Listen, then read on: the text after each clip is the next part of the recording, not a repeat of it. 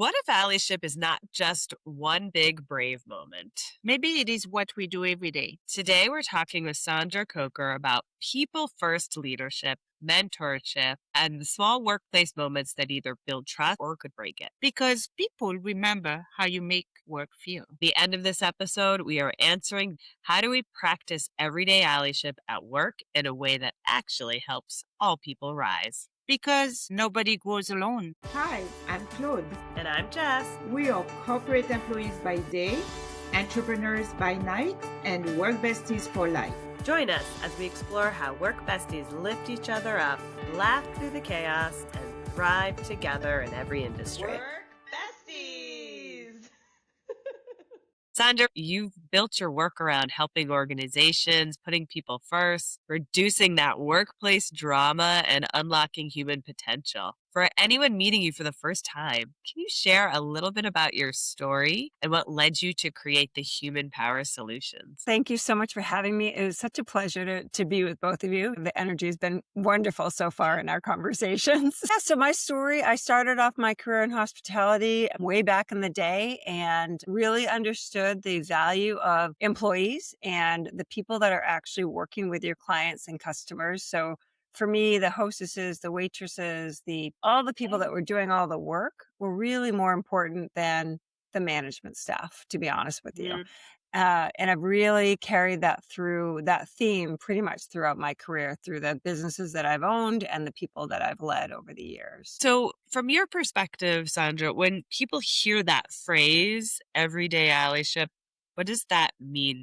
I work in a lot of organizations and there's a lot of silos where people are kind of I'm doing this and I'm doing this and I'm doing this. And no one really knows how what I do over here affects over here. Could be 2 steps away from me. And I really feel like the allyship piece is understanding what everyone does in the organization and being able to empathize with somebody's pressure that you may not see every day, but you could get a result of, or your pressure affects somebody else. So I think allyship really means to connect on that human level all across the organizations. I was working with a CPA firm and they had a bunch of cubicles and we did a team building thing and they were like, I've worked here for 20 years and I didn't even know that person.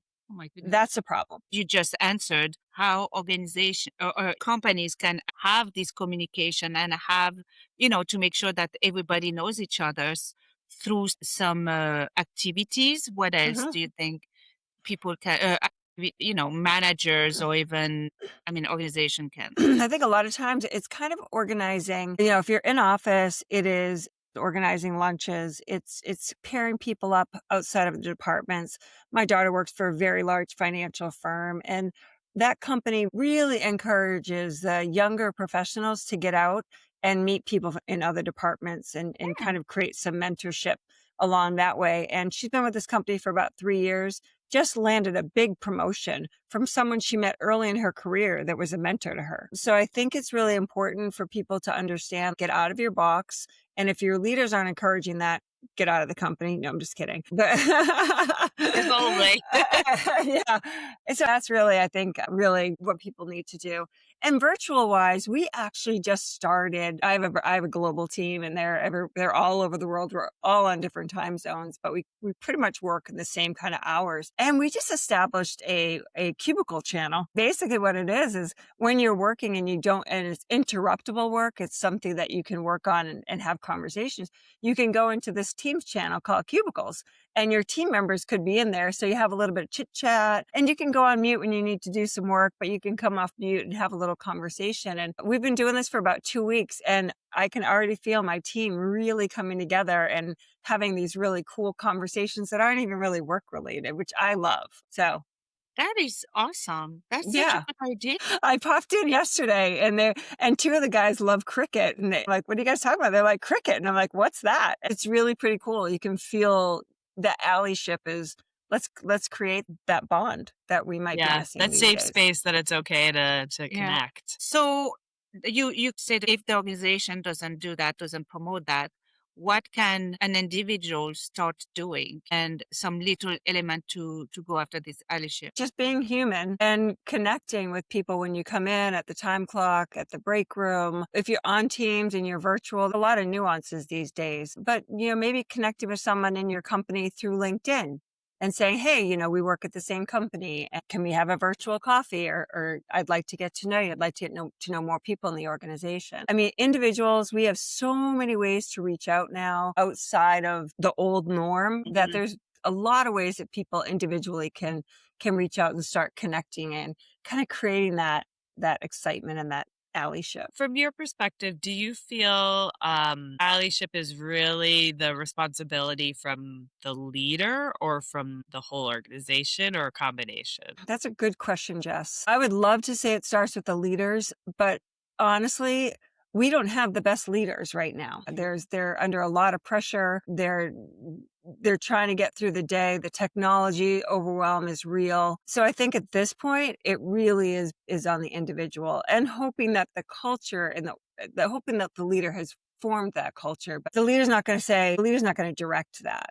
They can direct the culture and what they want, but I think the individual really has to take responsibility for themselves. So actually, we know that, there are KPIs and everything, and they all look at it like the leaders. Is there some KPIs, some ROIs that we see that, if you have those people really engaging and communication, that it really helps the company bottom line?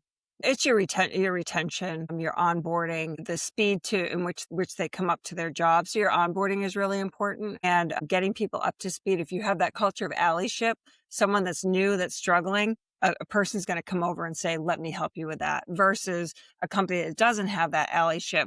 They're going to watch that person struggle and do their own thing. So it's the upskilling piece and it's the retention piece. And if you look at the overall employee engagement and the attrition, those are the numbers that you can look at. And once the attrition starts to go down and you start to having that well-oiled machine, you've achieved what you want. Sandra, you touched already on the example of your daughter and mentorships.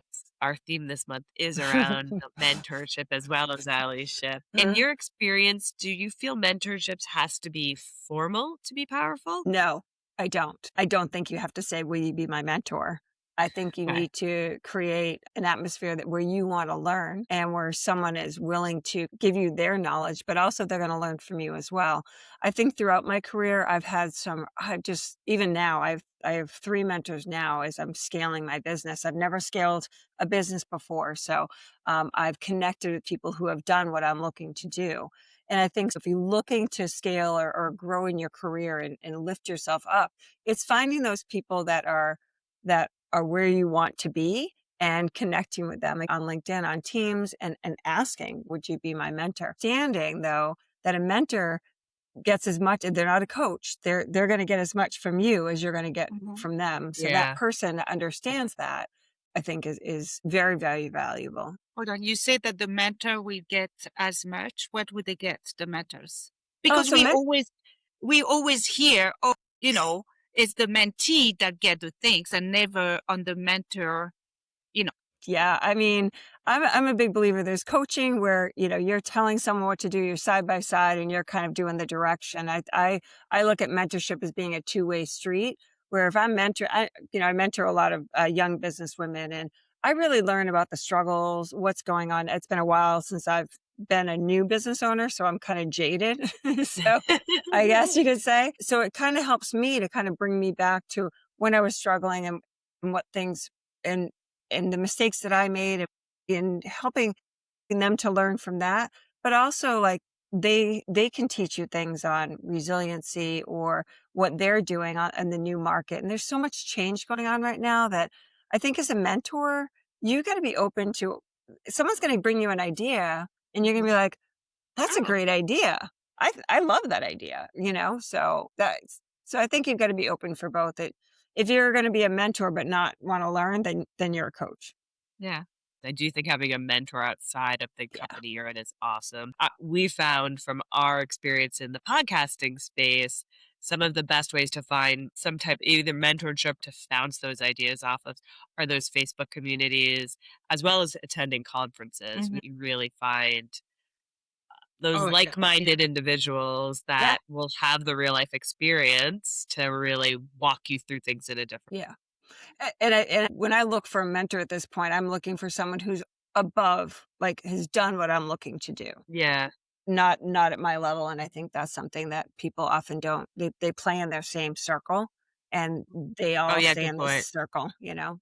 Yeah, try and have somebody where you might have some type of ability to help influence them in a different way, but Yeah. that you can attain something. So from a mentorship perspective, it sounds like a little bit more of what your perspective, Claude, was. Like, how do you, when you are, like on the flip side, when you are now the mentor of people, because we also have those on our community that are more in the middle management persona, when you are reached out from somebody to be a mentor, how do you help them without it turning into the coaching or the micromanagement aspect? Yeah, I ask them what they're looking to get out of it, how much work they're willing to put in to the relationship, if they're committed to meeting, on a regular basis. So it's not a kind of an ad hoc thing. I'm very pretty structured in where I spend my time. And the Okay. other thing is I ask them what they've done before and what kind of initiative they've taken to get to where they are today. And that helps me to kind of vet if someone is looking for a coach, because that's sometimes they don't know what they're looking for. So if someone's like, oh no, I tried this and this and this, and I do this and I do that, and they're pretty innovative, then they're going to be a great person for mentorship because they're a self-starter. If someone's like, well, I'm really not sure, then they're looking for, and which is fine, but I Right. wouldn't be the right fit for that. So you said earlier one of the difference between mentorship and coach is mentor mentorship is the mentor should also learn something. Is there Yeah. any other difference between a coach and a mentor? I think there's really for a mentor, um, there's really no end date. So with coaching, there's a 6 month or a 12 month or something like that. But I think if you're always adding value to each other, then there is no end date for that. So there's no structured program. It's bouncing ideas, it's innovating and things like that. One of my when I first started this business 6.5 years ago, I met one of my mentors now, right at the beginning. And he's been with me all the way through. I don't talk to him all the time. We met regularly when I first got started. I was ramping up, and now we meet probably once a month or so, and Got kind of it. conversations. Yeah, yeah. And he calls me for my opinion on stuff. He's like, "What do you think about this?" So it's a cool relationship. Yeah. So I think So the end date. and you can see that from what you're saying is that actually the relationship will change, might change Yes. over time, where it becomes, and that's where my question next comes, it becomes almost more a peer mentorship Mhm. than before senior mentorship. So explain to us how important also is a peer mentorship. I think the peer mentorship is very important because we all come into work with a very different lens, and we all come in with with different personal situations. So I might think about something or experience something in one way, and someone else might be in the same meeting and experience it completely different because Yeah. of the lens in which we're here. So I think having these open conversations and being able to say, that was my experience and that was my experience, and talk about and having those conversations around those experiences, it helps people to kind of take the drama out of life, and out of the whole Yeah. thing, where you can kind of, I'm a facts versus feelings kind of girl. So, sometimes people go in and they'll experience a meeting that might be heated or having tension, and they feeling destroyed, like they just attacked me. And someone else is going to have that same meeting with that tension and be like, oh, this is just a really difficult situation. Right. And they're going to come out with the facts. So if that peer can say, actually, they weren't attacking you, here's just the situation and the facts. So I think having those kinds of conversations is just big. That's I love that. That's a great way of, seeing that.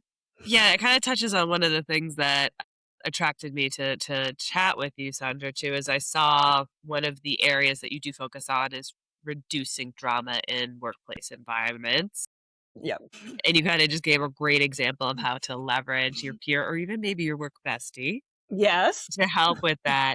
What does create the most drama inside teams from your Lack of perspective? communication, Lack of communication communication? styles. Yeah. I'm working with a team right now and I'm just completing one-to-ones with 10 people and they're all on the same team and they're fractured. And it's because of their different communication styles. They're coming from different backgrounds. They all communicate differently. Some people get offended. Other people like, buckle up, buttercup. And so, you know, I'm doing all these individual things to bring everyone together for 4 hours to have a very honest conversation. Like we have different generations in the workplace. People do experience things differently.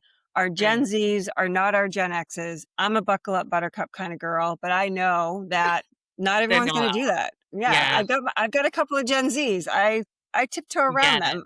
Yeah. So that's really what it is. It's just kind of understand that people communicate differently, and just because someone might be abrupt, it just means that they got a lot going on, and it's not necessarily directed at you. So let's just take the feelings out of it and stick to the facts. You can still be friends and coworkers and colleagues, but you know that drama is there's no reason for it, So, honestly. Sandra, in that perspective, so to your point, there are different expectations of how to communicate and engage. How do you help coach when there is such a variety of different personality traits to ensure healthy conflict versus Yeah. unhealthy? Yeah, at first it's kind of calling out the communication styles and having Yeah. having people understand where people are coming from. One of the exercises I absolutely love to do, and then I'm going to do it with this team, so don't tell them because it's at the it's coming up, but it's your first job. It's your job journey. And so it's so Uh, interesting when you start with your first job, like everyone writes down with the first job and they do their career subsequently. 9 times out of 10, people were dishwashers, waitresses, like they all had that same kind of first job kind of thing. And we talk about how each job and the managers of each job kind of shaped how they lead. And we Yeah. start talking about those kinds of things. And it just starts to break down some of those barriers and it gives them some common ground. Or they're like, I had a boss like that too. And, it just opens up that conversation. And that's all we're trying to do is break down those barriers and get them to, I'm a human being. You're a human being. yeah, I was gonna say it's like creating that safety Yeah. or safe environment for people to Yeah. realize everybody's got different perspectives, but Mhm. at the same Yeah. time, we've all dealt with the same thing. Oh, Yeah. yeah. From a communication standpoint, knowing that everybody does have these different communication styles, how can somebody who is direct still be their authentic selves without damaging or causing maybe conflict within the rest of the group? You've got to have a lot of self-awareness. That EQ isn't a soft skill. It's a real skill that you really need to learn. And it's when we're communicating with each other, it's not really about how we want to communicate. It's how it's going to be received. Received. And Okay. that's the bottom line. So even someone that's abrupt, I can be pretty abrupt. I check myself a lot. Like, who am I talking to? Do I need to take a beat and a breath and come out with whatever it is that I need to come out with, still conveying my message, but without whereas I've got one team member who's just as abrupt as I am, and it's just like boom, boom, and we're done. We don't have any, there's Right. no drama, but you've got to be self-aware, and it's not about you, it's the person receiving it. Yeah. So you've got to have a little bit of empathy when it comes to that person that you're speaking to. Oops. You do, Sandra, a lot of work with creating those spaces and explaining how to create those safe spaces, especially from the leading first, talking about leaderships. Do you find as you're providing feedback on this one, are there certain things that are consistently coming up that you have to help reemphasize or coach people through? I think a lot of it is what we just talked about on the empathy and the Okay. emotional intelligence or social awareness, really understanding how to read the room and how to take that step back and take the temperature down and focusing on the facts and just, again, not trying to get wrapped up in all the stuff. I think the emotions at work come from the outside, what's ever going on in the world, what's ever going on in your world, or a lack of confidence. So those are things that I think people need to be a little bit more empathetic towards. Yeah. And then one of the things we wanted to kind of highlight or talk about is while we are starting to see more diversification, gender, ethnicity, all of that in leadership roles, it is still in many industries primarily males. Where or what do you think is holding back those other gender ethnicities from really fully stepping into leadership? I think a lot of people don't want the responsibility of other people. Honestly, I think COVID really chopped some women off at the knees where they had to return home and, take on that role. So that's been really hard for some women to recover from that. As far as the other genders and ethnicities and things like that, I think there's still a bias. I mean, it's just call a spade a spade. Sometimes they're may not speak up, or if they have an accent, someone might treat them poorly. There's so many variables for that. I don't think we're there yet. I think it's too bad that we're not there yet. Part of the reason why I went out on my own, because I'm like, I don't want to deal with that. And I'm not Right. promoting that for everybody, but I think that if you have that allyship, if you start to build that allyship, people will start to rise because people are going to be together more. If we're still in those silos, there's not going to be that support for so and so should be promoted into this role because everyone's just going to be sitting in their silos. So, Allyship and the support of each other is yeah. still the most important in the way to really bring that to life. I was interviewing someone yesterday, and one of the managers or I'll call it a manager, not a leader. And there's a definite difference. So this manager, very unapproachable and, this was a young professional. And I said, are you comfortable, kind of calling out that behavior? And she's just like, no, it's not that type of person. And I could feel it. I could feel the fact that she was afraid, of what that pushback would be. And whatever gender, wherever you are, you've just got to be kind of unafraid, not a jerk, but just unafraid Yeah. to be like, that's not okay how you spoke to me, or this is how that affected me. As leaders and as mentors, we've really got to help to coach that up. Yeah, so we are predominantly a woman community. How can those senior women be those better allies to these other women out there who are coming up behind us and to your point are saying like, I just don't want the Yeah. headache of being a leader. Can I be honest? I think so many women try to hold other women down. So I think first we have to be better as women to not look at other people who are maybe are smarter than us or have different ideas. And we've got to be very careful not to crush their spirit. We've got to do a better job of that. If you are one of those women that does lift people up and gives a hand up, it's taking someone under your wing. And if you're in a meeting with them and you know that they want to say something they don't, after that meeting, have a coffee and talk through the scenario and then do a little bit of coaching for the next time. So I think that's really important. We just have to take a little bit of time. More of the one-on-one or more, okay, that You will know, help. you Yeah. notice something and you're like, Yeah. let's grab some coffee. And then it's like, hey, I noticed this at the meeting and we've had a conversation before about this frustration. And I'm just wondering, what held you back? And having that conversation and then just doing a little bit of coaching there. So that does a couple of things for that professional. It helps them feel seen and that somebody cared enough to take a half an hour, 45 minutes out of their day to help them. Yeah. And I'm sure it can be also have a ripple effect, right? Because then this is someone did that for me, let me give back. And then it becomes this group and this allyship, Yeah. really.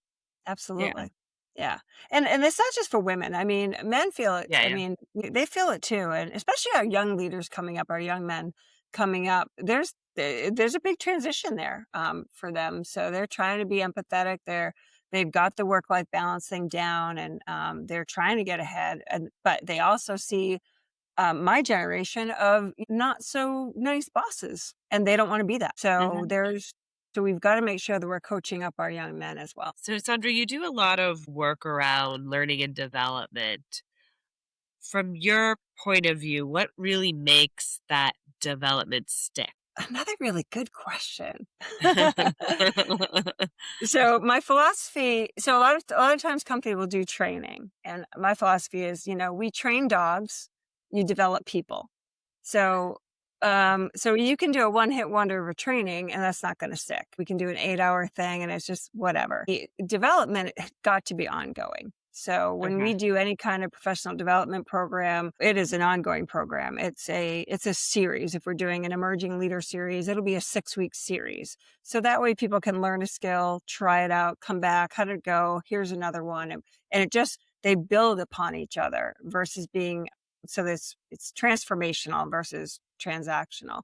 So I get calls all the time. Hey, can you do a 1-day retreat for us? And I always say, we're just not a one-hit wonder. If that's a kickoff to something more long-term that you want to build, great. But I think people have really got to think about L&D as an ongoing. It's not an expense. It is a way to retain, attract, and just build your profitability if you're investing in your people. You hit on something I was gonna ask you, and since you talked about emerging leaders, what's that one skill emerging leaders should be developing right now? Emotional intelligence.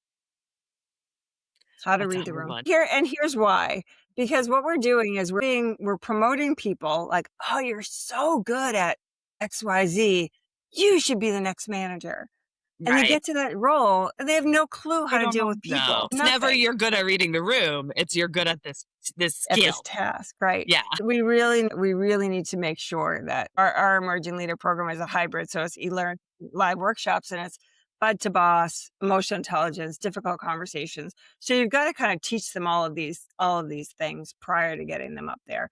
And I always say to people, don't promote the most talented person. You need them in that spot. You want to promote the person that can motivate others the best. Teach them everything else. But if they're a good fit and they can be a good leader, they don't have to. I mean, I don't know everything in my company and we're thriving, and there's people that know a lot more than I do. That's another mistake that the companies. But can you teach emotional intelligence? Isn't something that is inside you? So lots of courses on EQ. And yeah, so is it harder for some than others?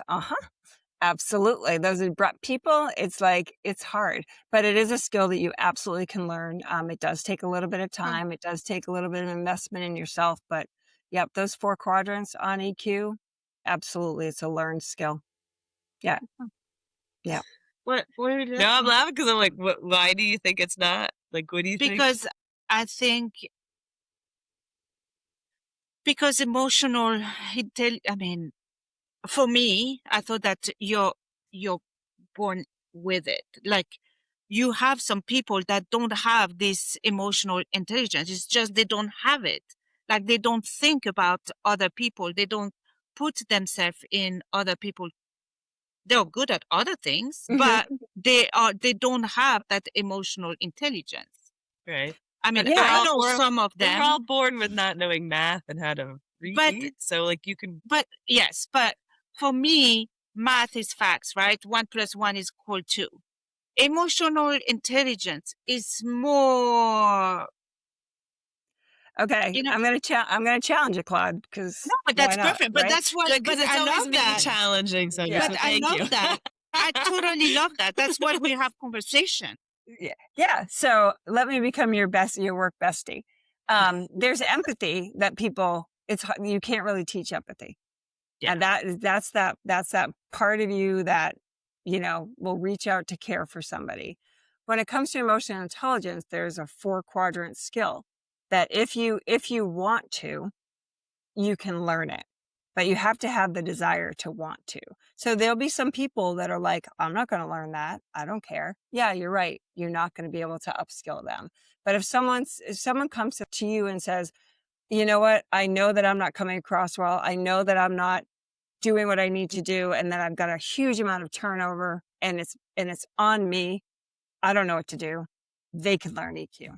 And there's lots of courses out there to do that. So I might be mixing empathy with emotional intelligence. So you said the 4 quadrants. What are those? The 4 quadrants are the self-awareness, where you understand who you are and how you are. I'm not a very empathetic person. I understand that about myself. Self-management. When you're in a situation, hey, I have a hot temper. I pop off pretty quickly. I know that. I know how to manage that emotion and those triggers that come to me. That's the 2nd quadrant. Social awareness. I can read the room. I understand where there's tension coming. I can see when someone looks frustrated. And I'm going to work on learning how to read other people before I react to other people. And then that relationship management is the fourth quadrant. And that's where, you focus on how much I am relating to those. It's definitely skills that you can learn. Yeah. So I was totally mixing empathy with emotional Okay. intelligence. We teased this question in the very beginning. Your perspective.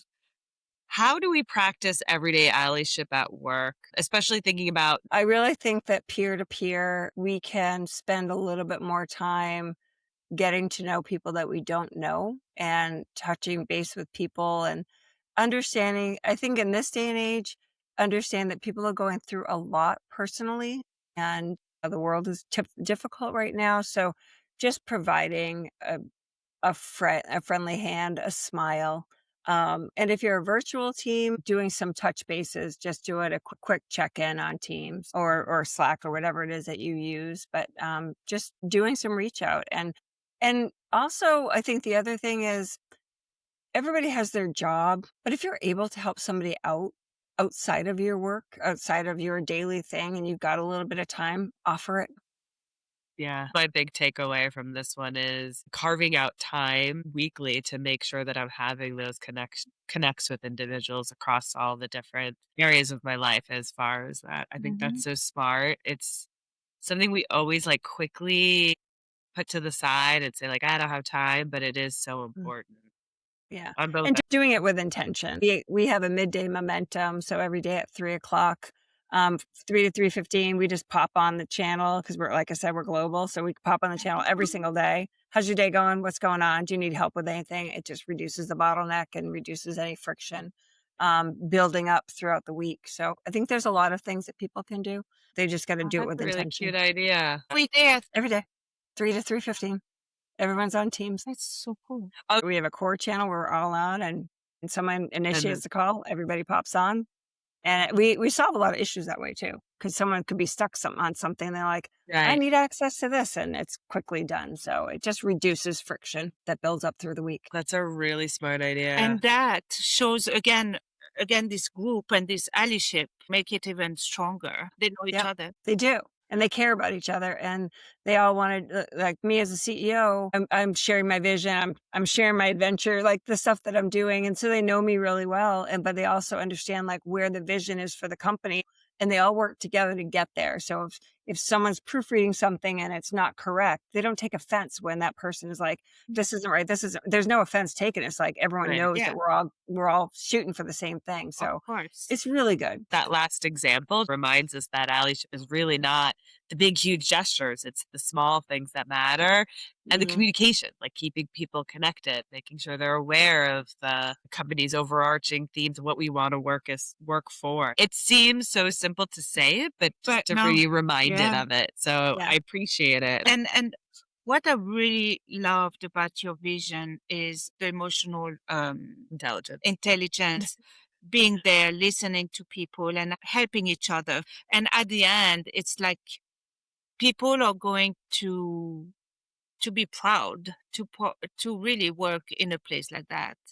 So work besties out there, we hope you liked this episode. Please share amongst your friends, share back with us what you liked, what you're working on, any other tips that you may have. And we do encourage you to branch outside of your work besties and create other peer mentors and really help this small momentum grow. But with that, keep supporting each other. Bye. Thank you. Remember, whether you're swapping snacks in the break room, rescuing each other from endless meetings, or just sending that perfectly timed meme, having a work bestie is like having your own personal hype squad. So keep lifting each other up, laughing through the chaos, and of course, thriving. Until next time, stay positive, stay productive, and don't forget to keep supporting each other.